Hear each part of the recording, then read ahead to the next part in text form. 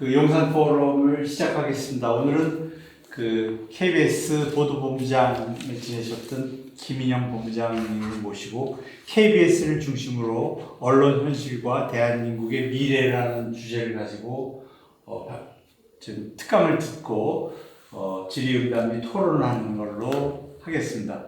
자, 우리 김인영 본부장님 모시고 특강을 듣도록 하겠습니다. 반갑습니다. 김인우입니다.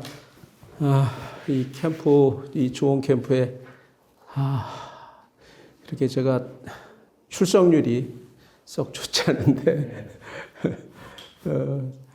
오늘 이런 기회를 주셔서 고맙고 우리 많이 모이진 않았지만 많이 모이면 강연하기가 부담스러운데 오붓하게 편안하게 말씀드리도록 하겠습니다.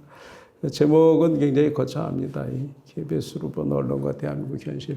이 선거가 막 끝났고 별로 우리 기대만큼 안 돼서 나라 걱정하는 마음들이 다 크고 이런 선거 결과에 대해서 조금 항상 큰 행사했을 때 언론들이 좀 잘 해줬으면 좋겠다 싶은데 좀 나라 걱정하는 마음이 언론도 좀 비슷했으면 좋겠는데 그렇지 못하죠. 그런데 언론이 어떻다 이렇다 이렇게 우리가 정확하게 다 얘기하기는 너무나 언론 지형이 방대하지만 그래도 언론계 내부에서 우리가 막연히 이제 매스컴을 통해서 알고 있는 언론 현실하고 실제로 이제 제가 겪어본 그런 이야기들을 이렇게 들으시면 조금 더 이게 언론 지금 우리가 앞으로 이 나라가 가야 되는 방향에 대해서 우리가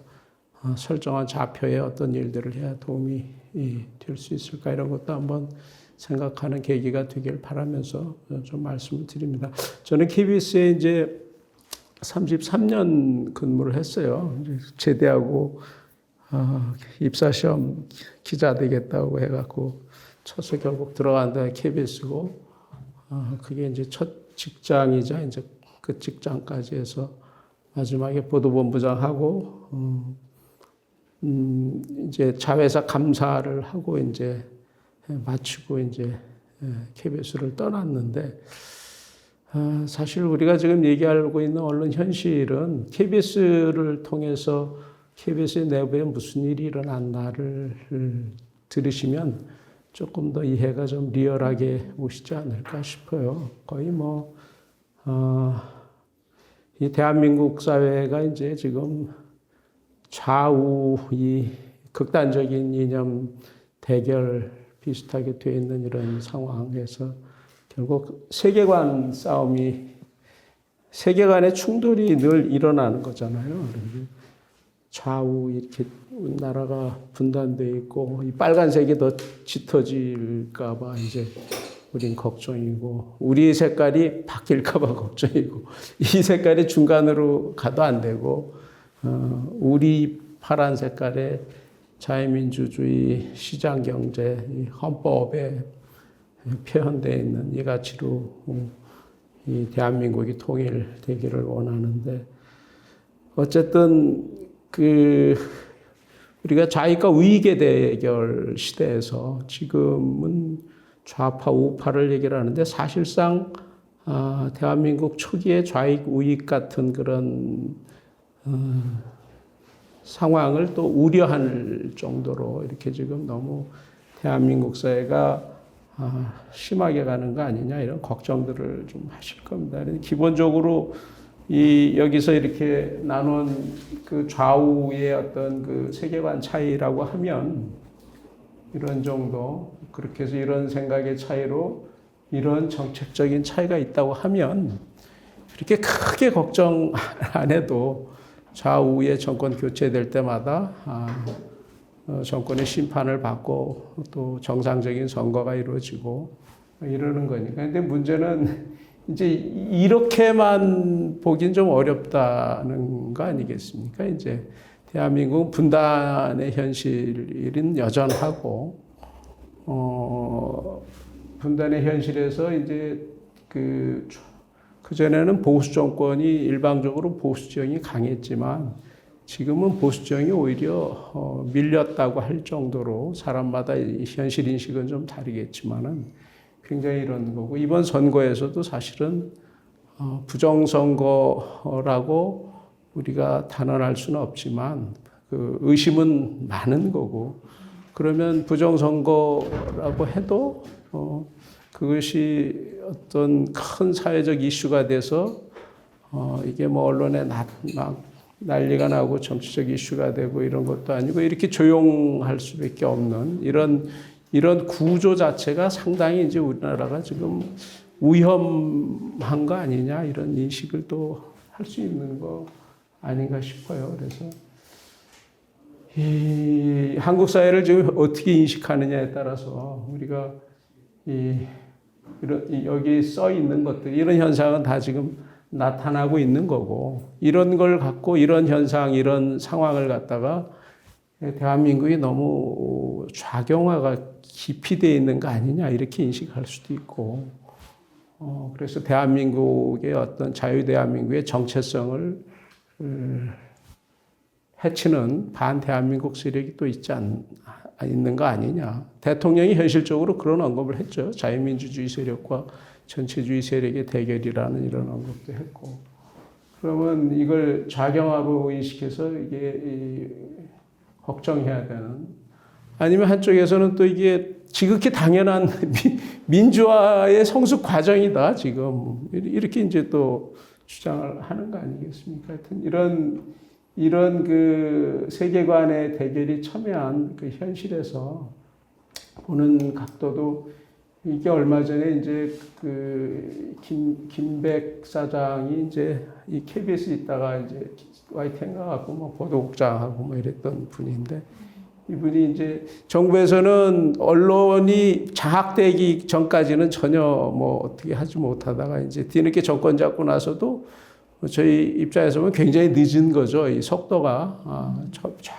저쪽은 이 좌우를 굳이 나누면 좌쪽은 거의 뭐 정광석화처럼 아주 언론의 중요성을 너무나 잘 알기 때문에 언론 장악 이런 거 굉장히 우선순위가 크고 그런데 우리는 지금 2년 됐잖아요. 2년 됐는데 이 정권 출범하고 나서 어떤 언론의 혜택을 거의 못 누렸죠.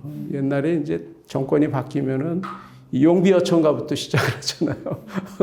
대통령 스토리부터 하고 뭐 그런 것까지는 이제 너무나 우리 언론이 진전이 됐기 때문에 그것까지는 기대하지 못하나 그렇게 그 뉴스에서 그렇게 호의적으로 이렇게 접근해 주는 거는 거의 없다고 이렇게 이제 일종의 정권이 바뀌면 허니문 기간 있듯이 언론이 호의적으로 했던 그런 기간도 없었고 인수위 할 때 그런 것들이 강하게 나타났는데 인수위 때 아무 존재감도 없고 물론 이 정권이 준비 안 된 정권이어서 그런 문제도 있긴 하지만 어쨌든 언론의 혜택을 덕을 못 본 거예요. 근데 거기에 대해서 문제인식만 있지 그걸 어떻게 해보고자 하는 그 실력이나 준비가 전혀 안 된 상태에서 하여튼 언론에 대해서는 굉장히 힘들었던 그런 정책이다. 그래서 지금 언론에 대해서 별로 이렇게 그 치밀하게 준비하지 못했고 언론 지형도 이렇게 유리한 국면으로 끌어가지 못했고 해서 지금 언론을 보면 물론 사람마다 인식이 다를 수 있지만 우리 같은 사람은 압도적으로 이렇게 좌편향 됐다 이렇게 보는 거죠. 이게 이제 제가 임의로 고른 게 아니고 이 강의를 요청받고 준비하다 내부에 이렇게 뚝 던졌더니 이렇게 돌아요. 내부에. 이렇게 일반적인 사람들이 보통 이렇게 본다는 거죠. 이렇게 봐도 대충 동의 가죠. 신문의 논조나 뭐 방송의 논조를 보면은 대충 동의 갈 겁니다. 이럴 정도로 언론 권력이 신문이나 방송이나 이렇게 호의적이지 않은 거고 지난 2년 동안 그 언론 덕을 별로 많이 못 본 그런 상황에서 더 심각한 거는 이제 지금은 옛날에는 KBS, MBC만 있다가 SBS 생기고 이런 그 거의 독과점 시대에는 굉장히 영향이 지금은 이제 미디어 환경이 변했기 때문에 이 포털이 굉장히 중요하잖아요. 요즘 뉴스 누가 텔레비에서 봅니까? 다 그 모바일 폰 갖고 전철 가면서 이렇게 검색하고 뭐 이렇게 보는데 이 포털 알고리즘은 이 좌편향이 더 심한 거죠. 사실은 이 포털의 개념에 대해서는 보수 정권이 이 포털의 중요성을 일방적으로 우세할 때는 이 저쪽에 무기가 없으니까 이제 이 포털을 좌파가 선점을 해갖고 그래서 프레임도 만들어내고 뭐 이런 게 굉장히 유리하잖아요. 그런데 뒤늦게 이제 이 선거를 몇 번 치르고 좌우 교체하고 나서 보니까 이 포털 알고리즘이 얼마나 이 편향돼 있나 이렇게 이제 박성중 의원이 그 요번에 안 됐지만은 이쪽 이 미디어 쪽을 담당을 해서 이런 불만을 여러 번 얘기를 했죠. 박성중 의원하고 거기 뭐 박대출이 정책위의장도 그렇고 호텔에 대한 불만이 많은 거예요. 네이버, 카카오. 실제로 우리가 네이버, 카카오 이렇게 보면 아무 생각 없이 볼 땐 모르지만 그 좌우의 관점에서 보면 굉장히 편향된 게 많죠. 그래서 얼마 전에 선거 전에도 이렇게 여당에서 이런 언급들을 많이 했고 유튜브도 마찬가지예요. 유튜브도 이거 잘 모르지만 유튜브도 이제 구글 아닙니까? 구글은 전체적으로 이게 그 좌파 구글 커뮤니티라고 그래갖고 커뮤니티 가이드라고 그래갖고 만들어서 뭐 혐오 개념을 적용시키고 이 문화 막시즘적인 이런 그 영상들 굉장히 많고 이 영상을 교묘하게 이 알고리즘을 보면 이 좌파적 영상이 훨씬 유리한 그런 것들이 많이 나오도록 이렇게 편집이 돼 있다는 게 이제 많이 이용하는 사람이고 네이버에 들어가서 나무위키 그 백과사전처럼 정리해 놓은 거 있잖아요. 인물사전. 예. 이거 한번 읽어보세요.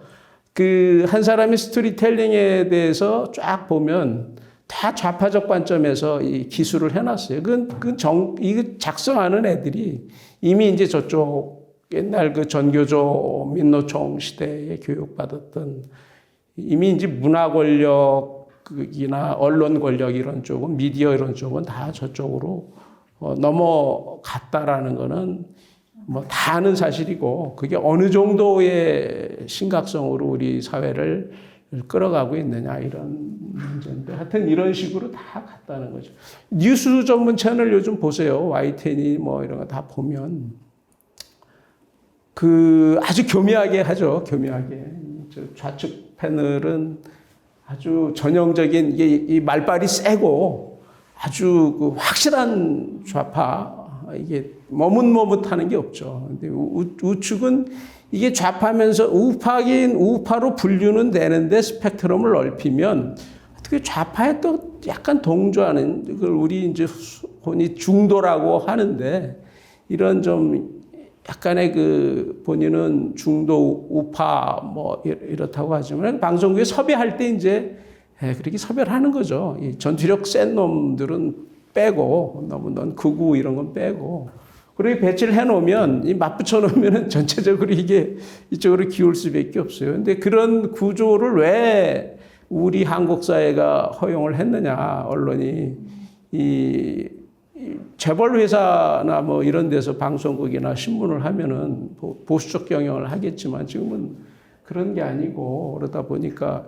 이 전체적으로 민노총 언론노조 우리가 오늘 핵심적으로 하려고 하는 민노총 언론노조에서 거의 이 문화 권력, 언론 권력 이런 부분이 다 장악되어 있는 거죠. 사실은 신문 방송과 학계도 보면 거의 그 좌파적 경향이 크고 이게 그 무슨 학회니 이런 것들 다 보면 이 대체로 좌파적 성향의 교수들이 많고 해서 그런 구성원들을 통해서 이렇게 무슨 그 공정성 조사를 한다든지 그러면 공정성 조사가 살짝 왜곡될 수밖에 없는 이런 전체적인 구조 이런 것들이 이미 이제 포털 이런 데서 열심히 나타나고 있다는 거죠. 그래서 이렇게 대한민국의 언론 현실이 그러면은 어떤 이렇게까지 되기는 언론이 좀 보수가 원하는 건 그거잖아요. 통일은 좋은데 이 대한민국의 정체성, 자유대한민국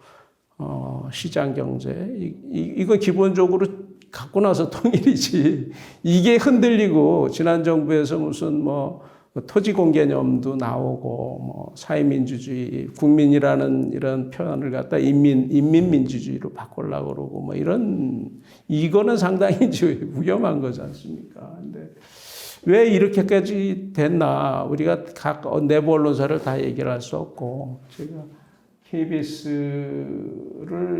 KBS에 어떤 일이 일어났나를 말씀을 드림으로써 전체적인 이해에 좀 도움이 됐으면 하는 건데 저는 이제 제가 입사를 86년도 5월 달에 했어요. 근데 그 입사하기 당시는 이제 전두환 대통령 말기여서 이 땡전 뉴스라고 하는 그런 뉴스 할 때고 시청역 거부 운동이 막 일어나고 막 그럴 때였어요. 그럴 때였고 그 뒤로 그래서 이제 한국 사회의 이제 민주화 흐름의 덕을 KBS도 많이 보는데 제가 KBS에 늘 있으면서 이 기자들이나 PD들은 그런 의식이 좀 강하잖아요. 한국 사회의 어떤 민주화 그 당시만 해도 이제 군부 독재라고 할 수 있는 그런 시대의 흐름에서 그래서 이 방송 민주화나 이런 흐름이 굉장히 강하죠. 강하고 그런 흐름에 따라서 그때 1987년도에 6.29 선언 노태우 대통령이 그 민주화 바람이 한국에 강하게 불면서 인천에서 뭐 시위도 하고 이런 굉장히 큰 일들이 많이 있었잖아요. 그러면서 KBS에도 방송 민주화 바람이 불어갖고 노조가 생겨요. 노조가 생기고 87년인가 노조가 생기는데 제가 일대 노조가 그때 이제 KBS도 그렇고 MBC도 그렇고 언론사에 이제 노조가 많이 생깁니다. 그리고 그때 저도 경찰 막 기자 생활 초년병 때 경찰 기자 하다가 노조 생기는데 이게 기자들이 대표 선수가 가야 된다고 그래갖고 선배들이 내려가라고 그래서 노조 가서 전임을 한 1년을 했어요. 그래서 90년 4월 사태를 겪고 90년 4월 사태라는 게 KBS의 관제사장 보낸다고 그래갖고 우리가 막 파업하고 그럴 때거든요. 그래서 그런 그 노조 경험을 갖고 그 이후에 그러면서 노조가 성장할수록 한국 사회가 성장할수록 KBS가 적어도 한국 사회의 민주화를 견인은 못하지만 한국 사회의 민주화 심해 그 덕분에 KBS도 민주화가 진전되는 이런 세월을 이제 보내면서 이 땡전 뉴스가 이제 좀 극복이 되고 예전에 우리 처음에 막 들어갔을 때는 뉴스를 이제 정치 뉴스 같은 거 하면은 사당이 있으면은 항상 여당 우선 가는 겁니다. 주어는 제일 아픈 여당이고 1당, 2당, 3당, 4당 해갖고서 그 시간도 이제 여당이 제일 많고 그 다음에 같은 정치 현안 갖고 다루는데 그렇게 이제 좀 편향적이죠. 그런데 뉴스가 진전이 어떻게 되냐면은 이제 기계적 중립을 잡아가는 거예요. 이제 사안이 여당에서 발생을 했으면 여당부터 가는 거, 야당에서 발생하면 야당을 이제 제일 앞에 내세우는 이런 변화도 지금은 너무나 당연한 거지만은 그때는 모든 게 여당 중심으로 모든 게 기승전결이 풀어가는 그런 시대였죠. 이렇게 진전이 돼요. 진전이 되면서 KBS가 뉴스가 전형적인 땡전 뉴스를 극복하고 이러니까 그 이전에는 MBC가 그 압도적인 시청률을 보였고 이러면서 KBS의 뉴스 시청률이 뒤집어지고 그러면서 KBS의 전성기가 그 이후로 쭉 오죠. 그래서 그때는 뉴스 시청률이 그 20%대였고 많이 나올 때는 30%를 넘어가는 때도 있었고 지금 이제 그런 시청률 나올 수가 없죠. 미디어 환경이 확 달라졌기 때문에 그래도 제가 나올 때만 해도 한 17, 8%는 평일날 경쟁률이 나올 때요. 지금은 이제 10%도 안 되고 그럴 텐데 어쨌든 이런 시대를 KBS가 가요. 그래서 나라도 그때가 이제 정권 교체가 김대중 대통령 오시고 뭐 이렇게 여야 정권 교체도 이루어지고 하면서 우리나라도 전반적으로 뭐 IMF 사태도 있고 했지만은 쭉 가는 거예요. 그런데 이 흐름에 있어서 결정적으로 정상적으로 그거는 이제 법치주의 국가에서 모든 법과 제도가 안비가 되고 그것이 잘 지켜지고 선진국가가 이렇게 가는 그런 흐름으로 가다가 KBS도 그래서 모든 게 정상적으로 아주 전성기를 누리다가 이게 어려워지는 때가 있었는데 그게 이제 시작이 언제 온 거냐 이게 이제 이때부터 온 거예요. 이때 그거 이름을 제가 쓰기가 뭐해서 그냥 우리 정현주 사장 노무현 정권 때 정현주 사장 처음에는 이제 소동구 사장이라는 사람을 보냈다가 우리가 파업하고 이러면서 난리가 나니까 이분이 다 한 보름인가 있다가 못 견디고 사표 내고 그러면서 이제 정현주 사장이 오셨죠. 그분이 이제 오실 때 해직 기자 출신이잖아요. 동아일보 해직 기자 출신에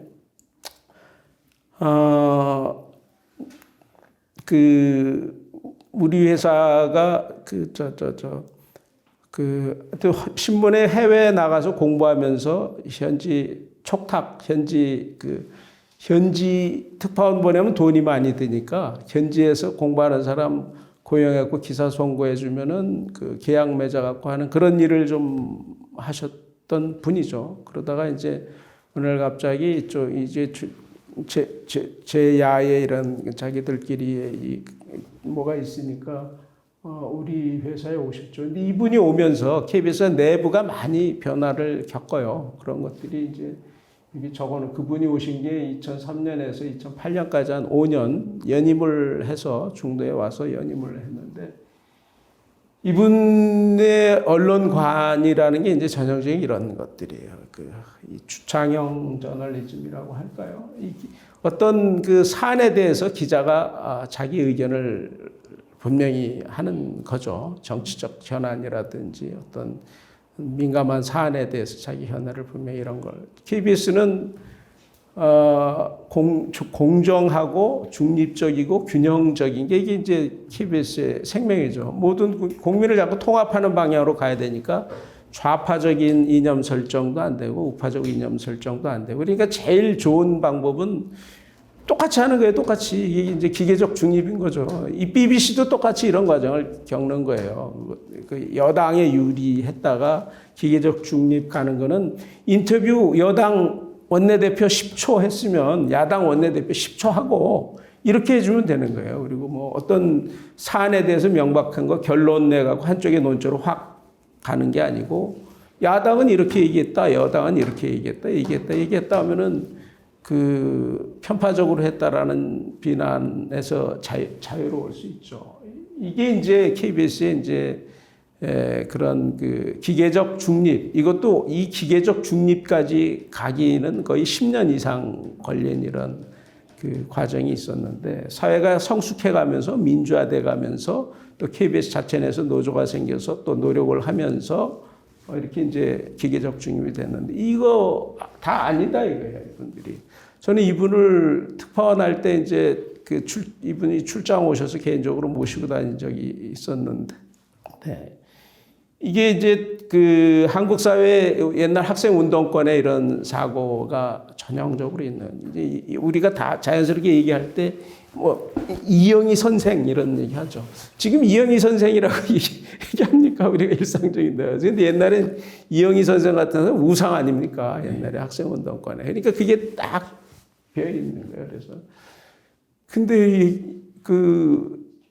얘기가 KBS는 왔는데 이 KBS를 오면 3년 지나도 조직을 잘 몰라요.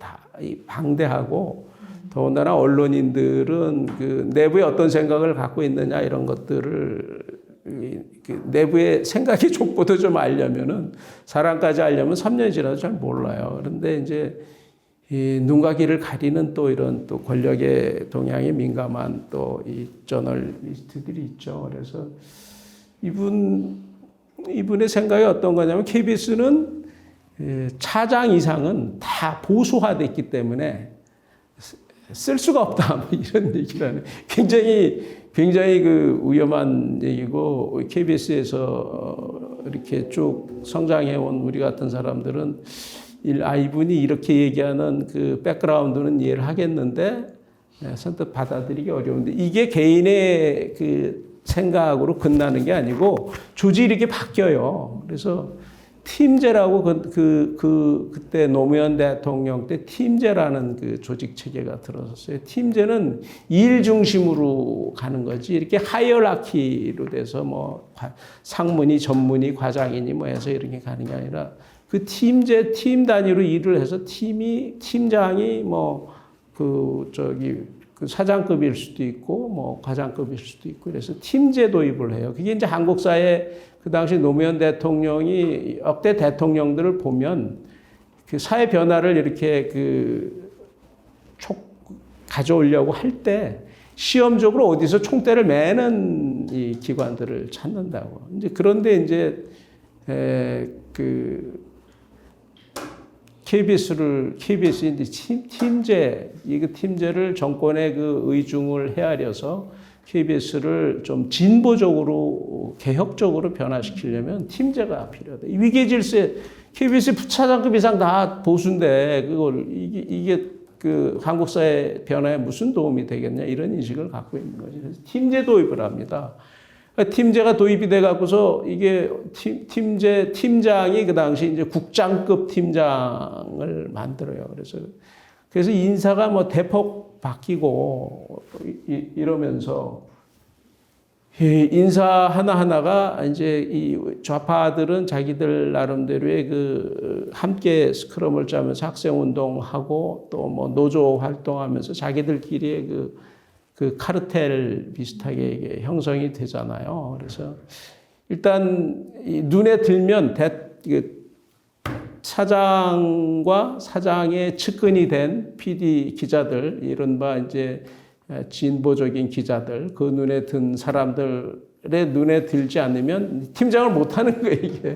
그러니까 팀장을 못 하고 그러니까 이제 조직이 굉장히 이제 혼란스럽고 그러면서 일은 하는데 결국 무슨 문제가 생기냐면은 그러다 보니까 일 잘하는 이 방송국은 딱 뻔해요. 일이 그냥 내가 어디 프로그램 만들어서 히트 치면 인정받는 거고 뉴스 잘 만들어서 취재 잘하고 시청률 좋고 그러면 인정받는 거고 이게 그냥 그날 오기 때문에 대충 일 잘하는 사람 뭐 이런 윤곽이 이제 한 5년 지나면 다 나오는 거거든요.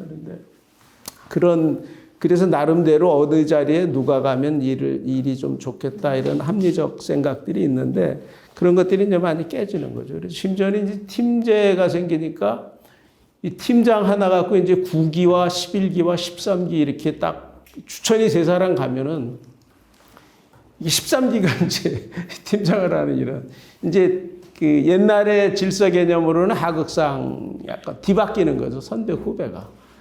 그래갖고서 젊은 사람들, 왜냐면 젊을수록 그 진보적 관점에서 때가 덜 먹고 더 개혁적이고, 뭐 이렇게 보는 거죠. 그래서 이 조직의 내부 문화가 이렇게 크게 소용돌이 치는 이런 시기가 이때부터 이 언론사는 그 선후배 위계 질서가 굉장히 철저해서 왜냐하면 훈련 받을 때 거의 그 도제교육 비슷하게 받기 때문에 굉장히 심하게 위계 질서가 되어 있고 그런 끈끈한 애정이 있고 이게 이제 언론사의 조직 문화인데 이런 게 이제 크게 이 소용돌이 치는 거죠. 소용돌이 치면서 그럼 이제 이 조직이 확 바뀌면서 5년 동안 이제 문화도 바뀌고 그러면서 이제 생각이 다르면 서로 이제 술자리를 같이 하거나 서로 밥을 같이 먹거나 이런 게 이제 서먹서먹해져서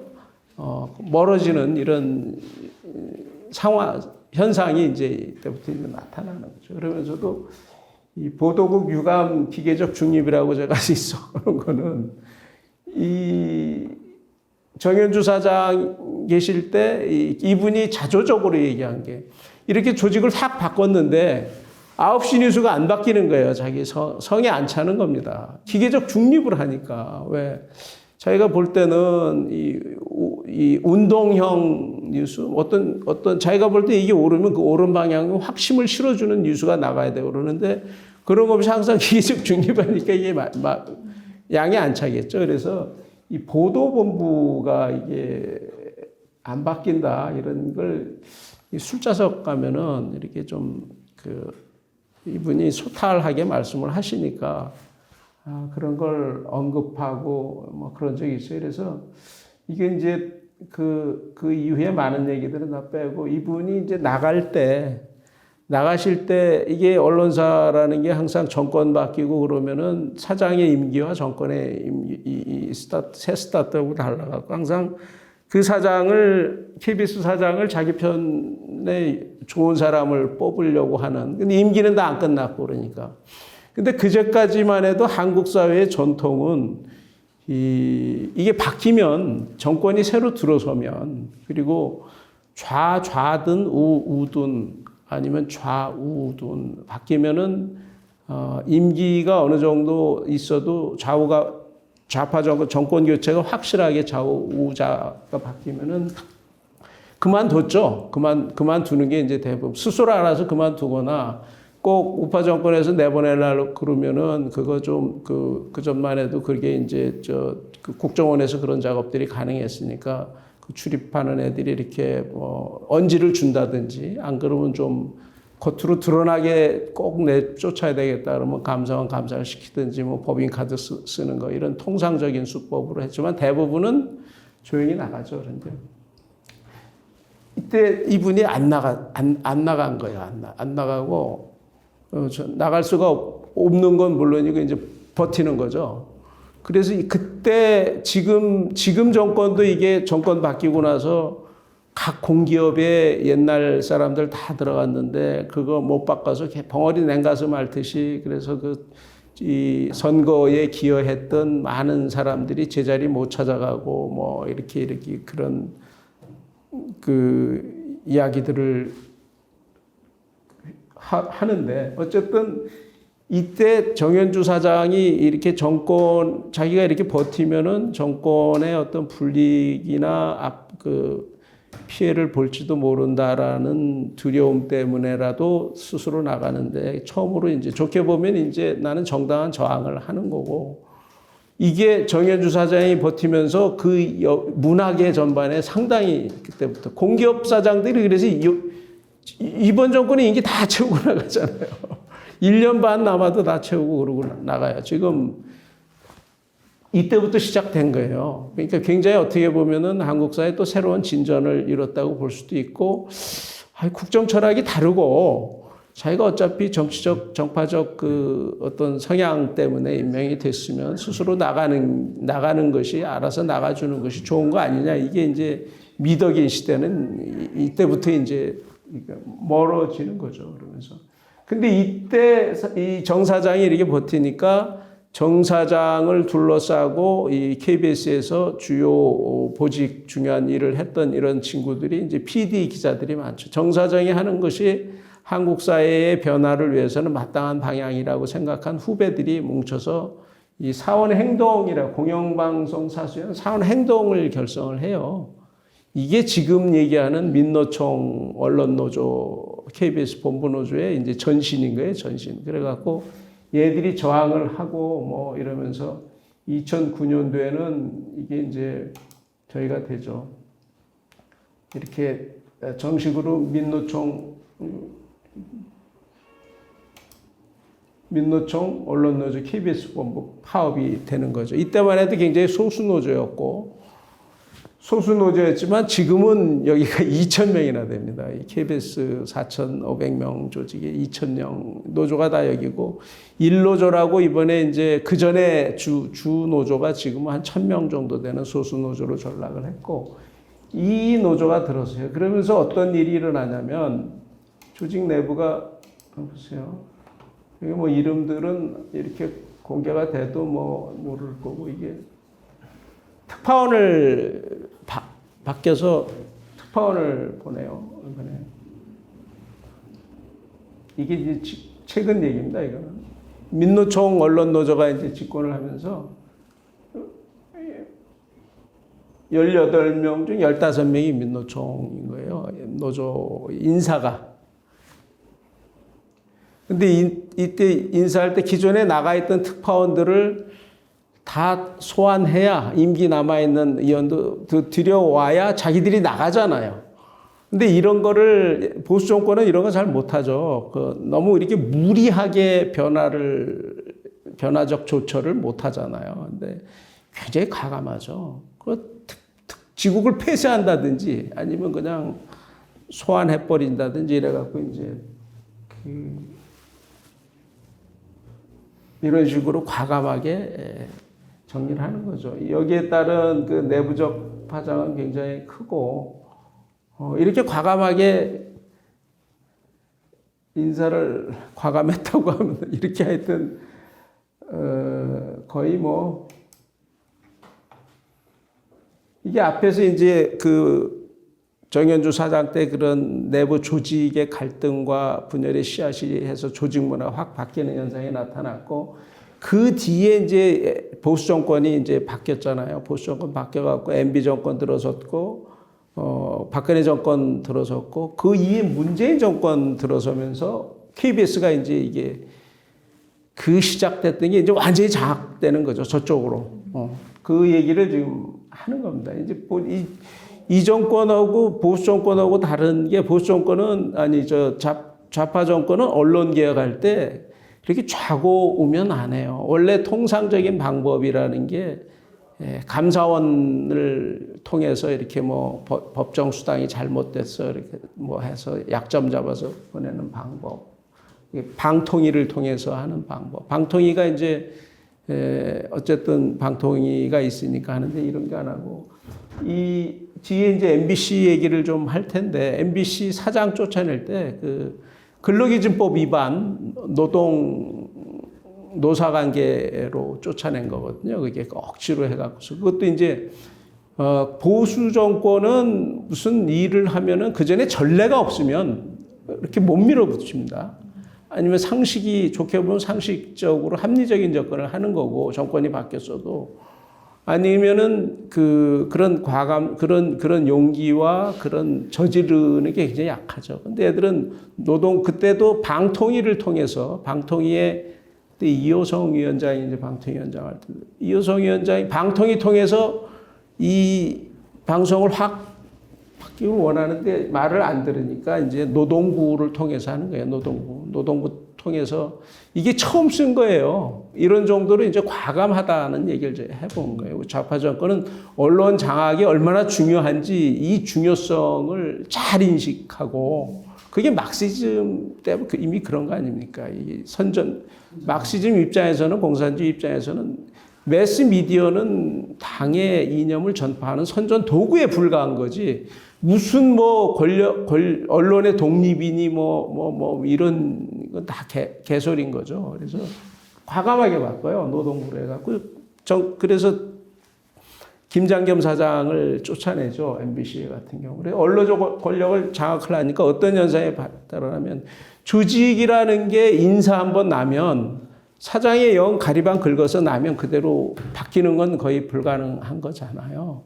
근데 그게 나오고 나서도 막 인사가 바뀌는 게 많아요. 왜 그러냐? 인사권을 KBS 사장 임명시킬 때 언노조에서 다 임명시켰다 이런 얘기들이 공견하게 얘기를 하는데 그런 정도로 이제 인사권이 얘들의 인사는 일의 전문성과 경력과 이게 기준이 아니고 그냥 투쟁 경력, 노조에서 뭘 했냐. 네가 이 정권 바뀌고 이렇게 판 바뀔 때까지 네가 어떤 기여를 했냐. 이걸 굉장히 중요시해요. 이게 사실 공산주의에서 보면 당성 강한 놈 뽑는 거나 비슷한 거죠. 이게 민주주의 사회에서 일과 전문성이 가장 중시돼야 될 그런 조직이 아니고 이런 게 이제 저 새끼 너 물 먹으면서 세게 투쟁했지 뭐 이런 게 자기들끼리는 알잖아요.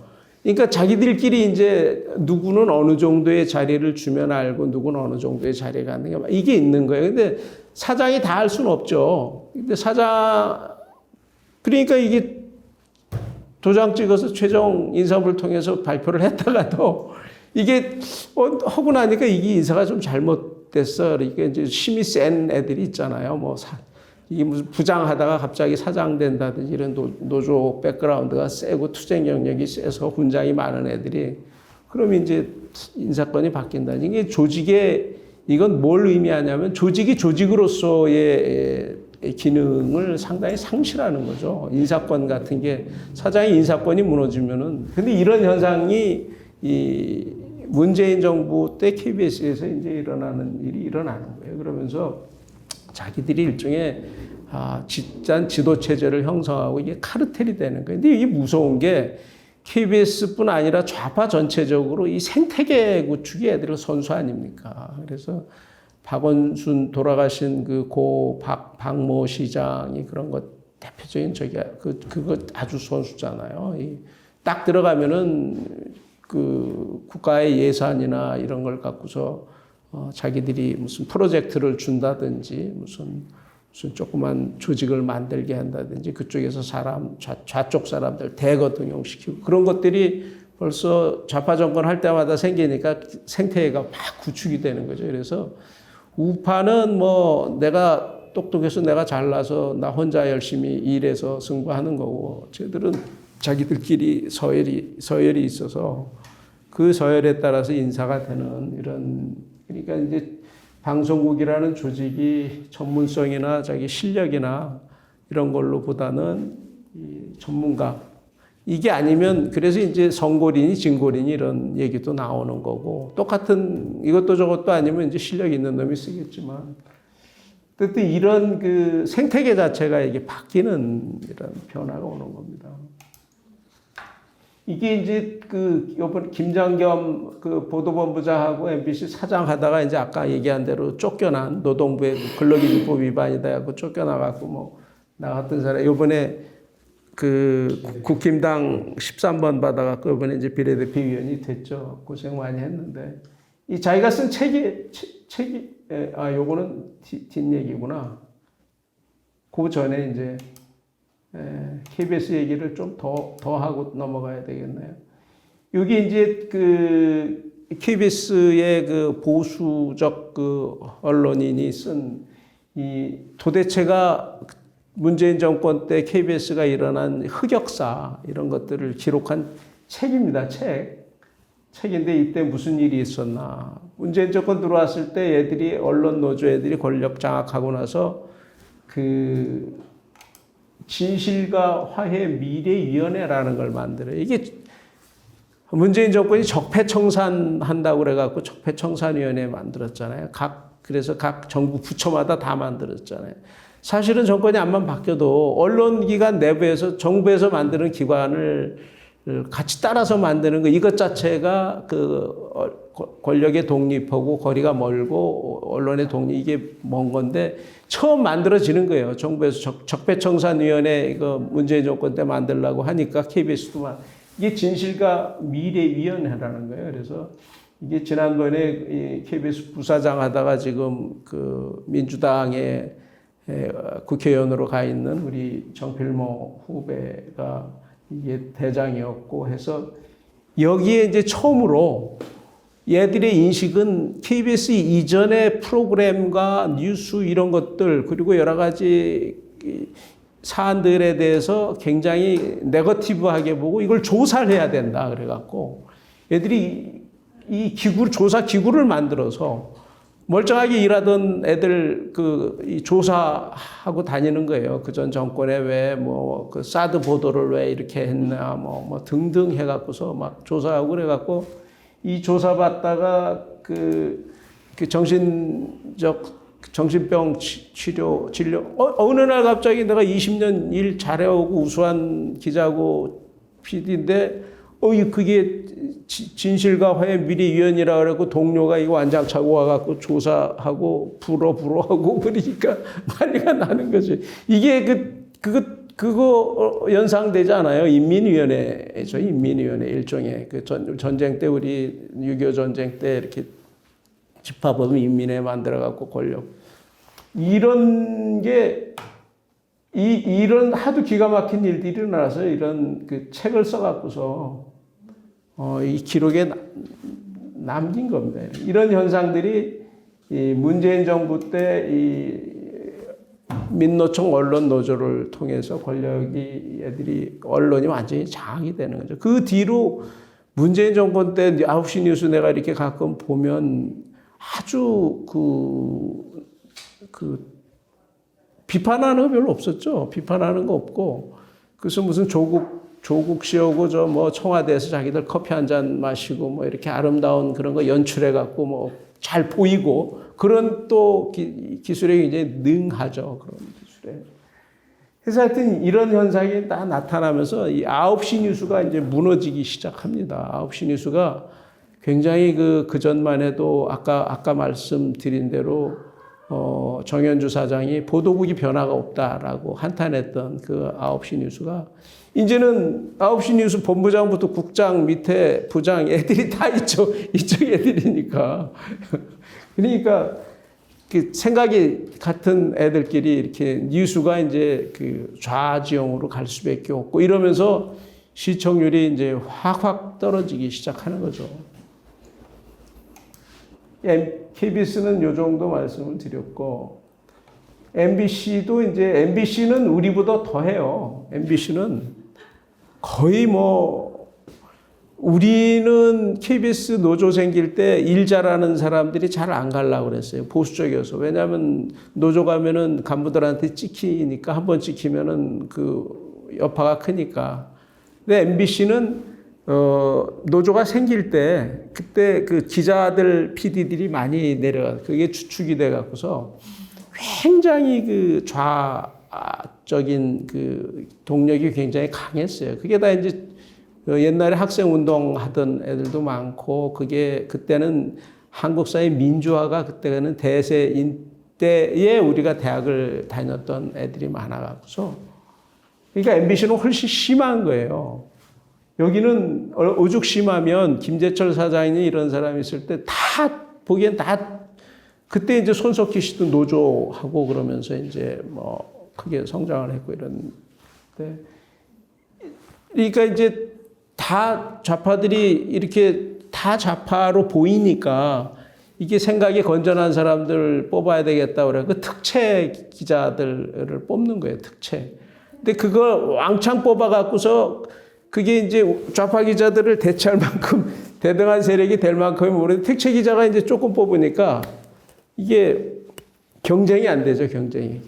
1년. 어쨌든 그렇게 해서 사장의 그 인사권 갖고 버티다가 나중에 정권 바뀌니까 걔들이 아주 잔인하게 탄압받는 게 이제 MBC 현실이죠. 그래서 MBC는 그 내부의 이런 그 갈등이 거의 남북대결 못지않은 남북대결 연전 전쟁하는 거 못지않은 그런 현상. 인간 사회에 그 같은 직장에 선후배 동료 이런 거 전혀 없어요. 그냥 타도해야 될 적 이렇게 돼 있어서 MBC가 훨씬 심합니다. 그래서 말 그대로 홍위병 노조가 장악했다고 보는 거예요. 이 말은 지금 MBC 김장겸 사장이 쓴 책인데 이 사람은 아프죠. 자기가 사장 임기 3년인데 1년 조금 더 하고 나왔을 거예요. 아마 그때 그래갖고 해서 그 뒤로 고생하고 이게 저하고는 보도본부장 할 때 MBC 김장겸이 하고 저하고 용산에 가 있던 그 최영범 씨하고가 보도본부장 때 유독 친했어요. 본부장들이. 그러니까 그 내심의 얘기를 좀 많이 듣죠. 저녁 먹고 이러면. 근데 이 사장 끝나고 나서 이 고생한 얘기하면 어느 날 갑자기 사장 그만두고 수입 하나도 없고 이렇게 정치적으로 이렇게 기억이 돼 있는 사람들은 일자리를 다 끊잖아요. 그리고 스스로 알아서 동창이니 선후배니 도와줄 만한 사람들 다 끊어지죠. 이제 그 표현이 좀 거칠지만 이 사람이 고생을 했기 때문에 표현이 이렇게 직설적으로 나오는 겁니다.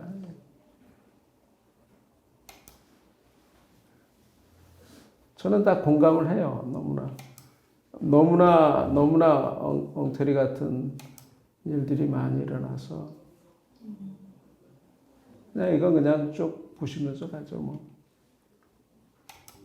그러다 보니까 MBC가 이번에 이제 바이든 같은 거 이 새끼들이 승인 안 해주면 뭐 이렇게 짐작 이런 거는 옛날 우리의 공정성 개념으로 보면 상상이 안 되는 거죠.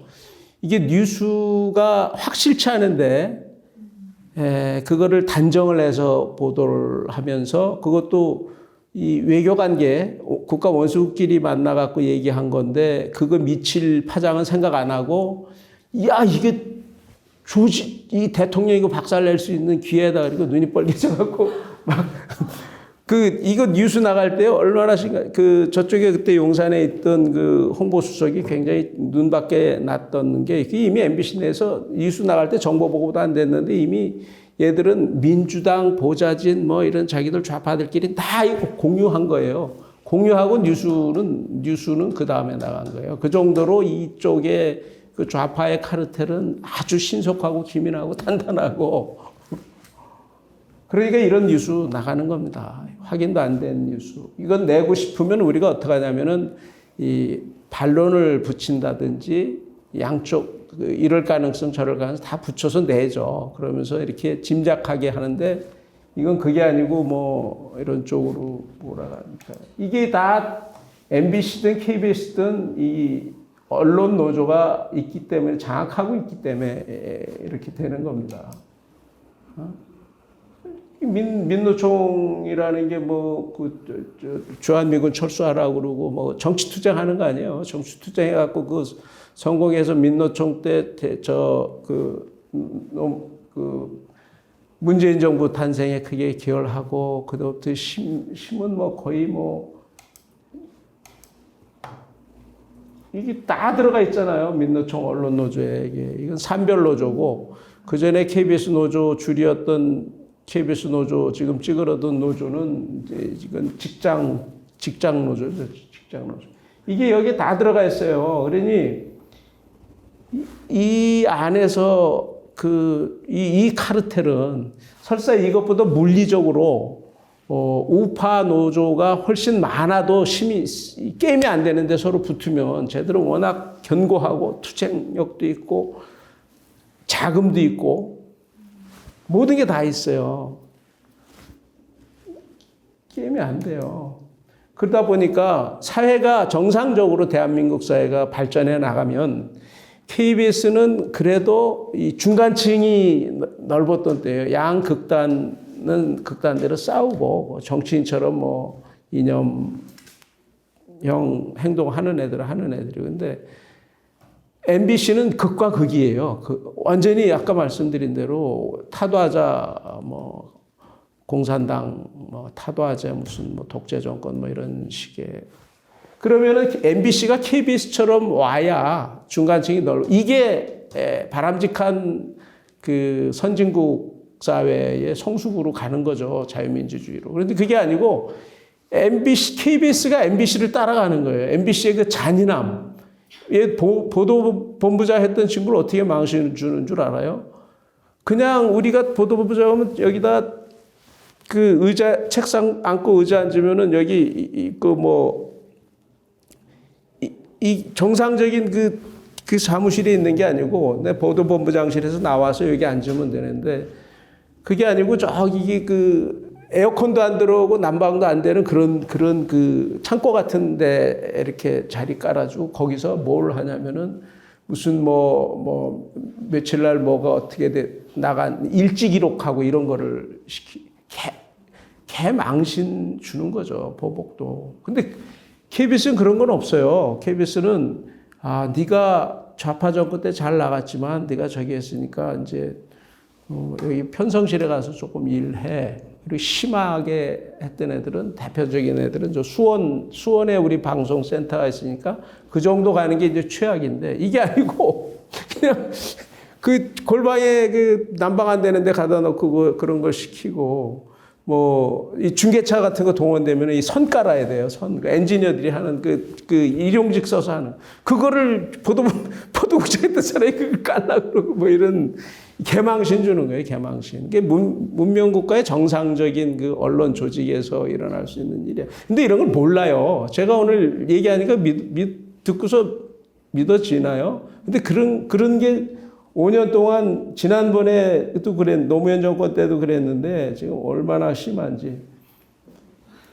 그래서 이게 왜 내가 두 개를 딱 그림을 보였냐면 인천 상륙작전 할 때 이게 영화 그때 굉장히 많이 봤잖아요. 인천 메가더 나오는 거 인천 상륙작전 영화가 굉장히 유행했어요. 제가 이제 본부장 할 때예요. 그래서 이게 많이 봤다는 기사들이 그 신문에도 이제 기사가 되고 그래서 우리도 이걸 9시 뉴스를 만들려고 이제 휴일날이었는데 휴일날 그 2시에 회의를 하면 이거를 거기서 편집회에서 이제 부장들이 모여서 결정을 해서 이제 뭐 문화부에서 만들어 그러면 문화부장에 가서 기자를 선정을 해서 이게 정상적인 거죠.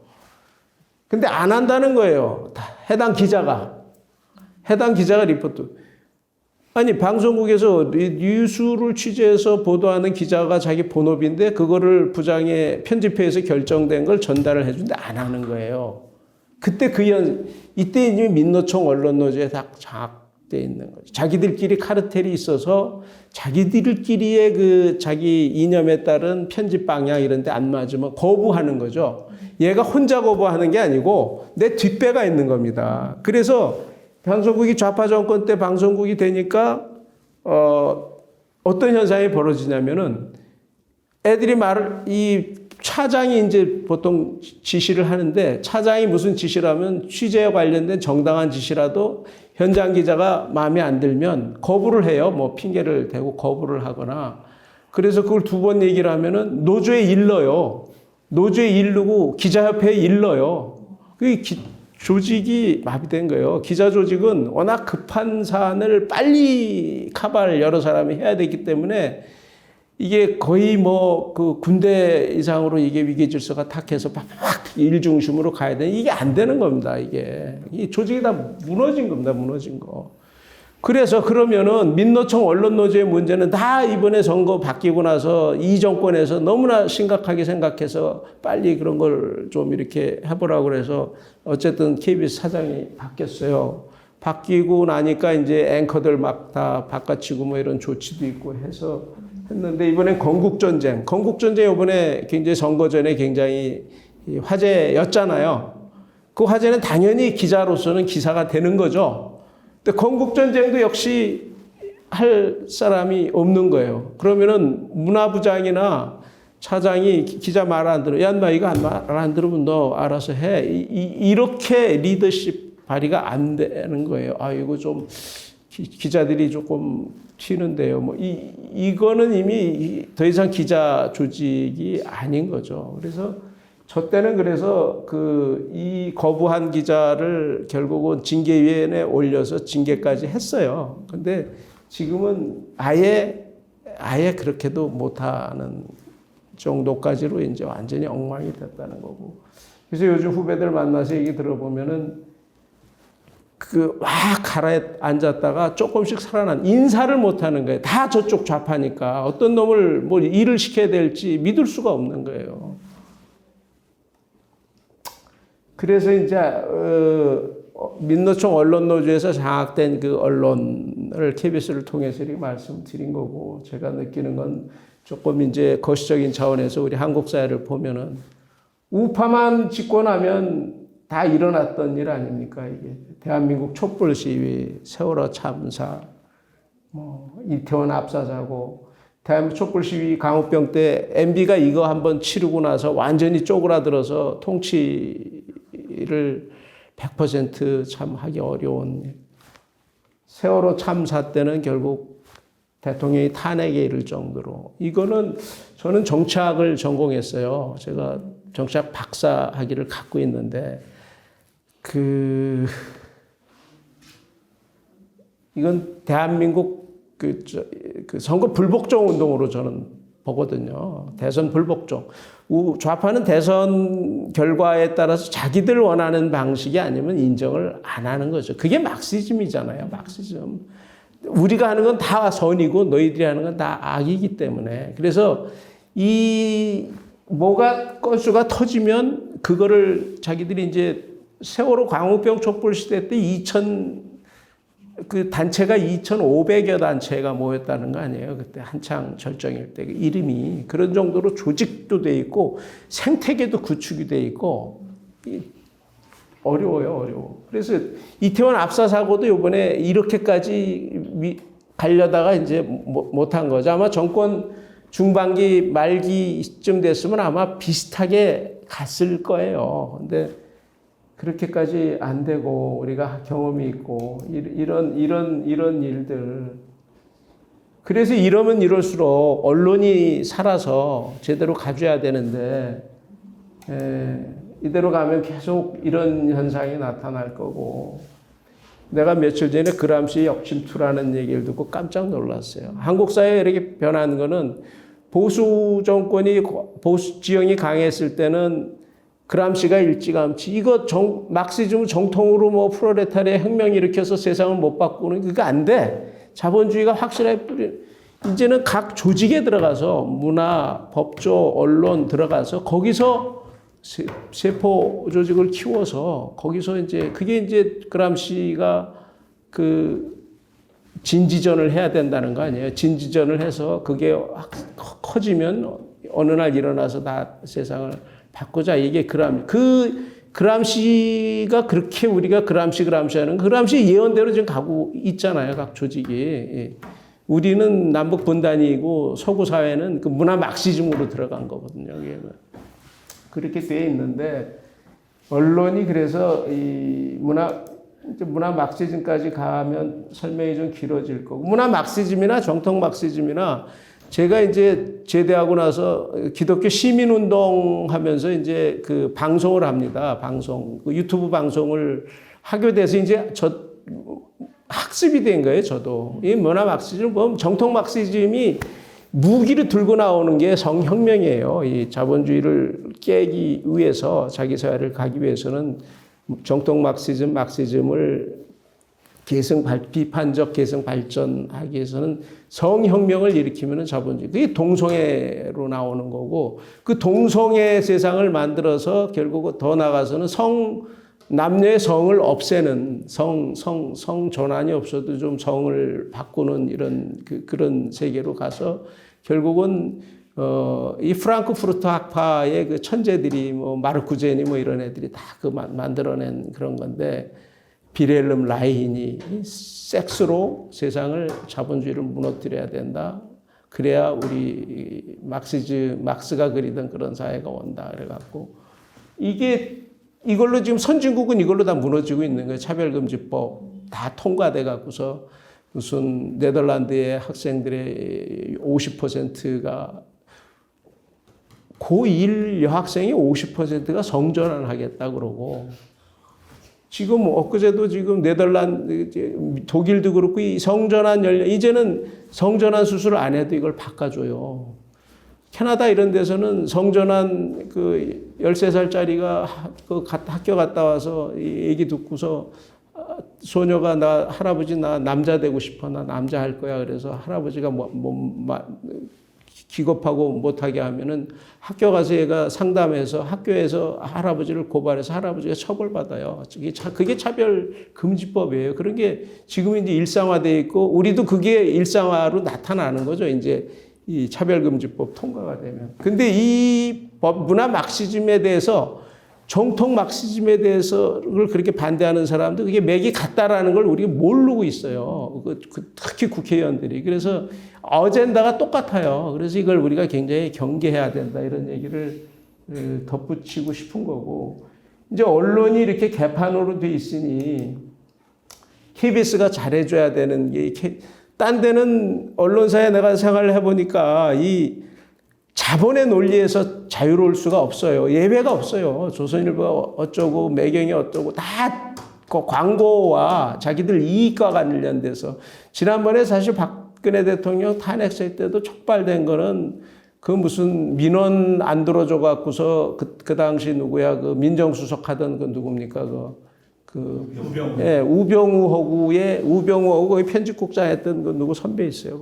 거기에 갈등 관계가 이렇게 막 단초가 되고 커지면서 뭐 조선일보를 무시해 뭐 등등 이런 스토리들이 좀 있는데, 그래서 결국은 이렇게 됐는데 믿을 게 없다, 대한민국 사회에서. 근데 대한민국 사회는 좌우의 이 갈등을 넘어서 미래로 통합 선진국 가야 되는, 통합을 하려면은 걔도 KBS밖에 없는 거예요. KBS는 수신료를 냈기 때문에 니들은 좌로 치우치면 안 돼, 우로 치우치면 안 돼. 그게 KBS의 사명인 거예요, 사명. 그래서 KBS는 그 역할과 사명을 갖고 있는데 이게 이제 권력에 저항을 못 하니까. 그래서 사장 이런 분들이 오면 사장이 기본적으로 이제 그 대통령이 찍는 이런 구조에서는 사장이 자기 어떤 한국 사회를 위한 언론의 그 독립, 이거를 강한 소신을 갖고 자기 의지를 관철시키는 사장이 오기 전까지 힘들고, 그러거나 말거나 그래도 자본으로부터 자유롭고 이런 데는 KBS이기 때문에 KBS를 애정을 갖고 이렇게 살려줘야 된다는 거죠. 그래서 KBS가 이런 이 한국 사회를 지키는 데 있어서 기계적 중립은 최소한이고, BBC 같은 경우는 어떻게 되면 기계적 중립에서 더 나가서 거기는 이 편파적인 보도를 합니다. 왜냐하면 기계적 중립으로 하면 언론이 힘이 없어요. 근데 힘을 추구하는 게 아니라 한쪽으로 분명히 이게 여당이 옳은 게 맞아. 어떤 때는 여당이 옳고 어떤 때는 야당이 잘못하는 것도 그러잖아요. 그럼 여당을 확 잘못했다고 조지면 그 여당을 정신 차리게 할 수 있는 거죠. 그러면은 왜 여당만 조져? 그러면 나중에 일주일 뒤에 열흘 뒤에 또 야당이 잘못한 게 있으면 야당을 또 확 조져요. 그래서 긴 흐름에서 여야를 다 같이 이렇게 비판하는 언론의 기능이 살아있는 거예요. 그런데 우리는 아직 권력에 대해서는 아직도 그렇지 자유롭지 못하고 하니까 권력이 바뀔 때마다 이게 KBS가 좌파 뉴스 하다가 우파 뉴스 하다가 뭐 이런 이상한 상황이 나오는데 KBS에 대한 애정이 좀 있어야 된다는 거고, 그래서 만약에 KBS 사장이 나오면 KBS가 제가 33년 하고 나와서 제일 아픈 거는 KBS 비겁해요. 굉장히 비겁합니다. 민감하면, 예민하면 우리가 정무적 판단을 하잖아요. 물론 공무원들은 자기 자리가 걸려있고 하니까 정무적 판단을 할 수 있고, 우리는 언론이에요, 언론. 정무적 판단, 민감하면 공론의 장에 올려야 돼요. 올리되 아주 지극히 공정하고 중립적이고 균형적으로 따라서 이쪽에도 시비 못 걸고 이쪽에서 시비 못 걸고. 그걸 제가 경험한 게 퀴어 축제입니다. 퀴어 축제. 퀴어 축제는 전형적인 동성애 축제고, 그거 자꾸 보여주면은 그 사회가 확 동성애가 자연스럽고, 요즘 애들 교과서에도 그게 동성애 학문 성교 이런 걸 가르쳐요. 유엔에서 이게 포괄적 성교육이라고 그러니까 각국에 권고하고 국가인권위원회가 그걸 수용하는 게 인권 선진국이다 이래 갖고서.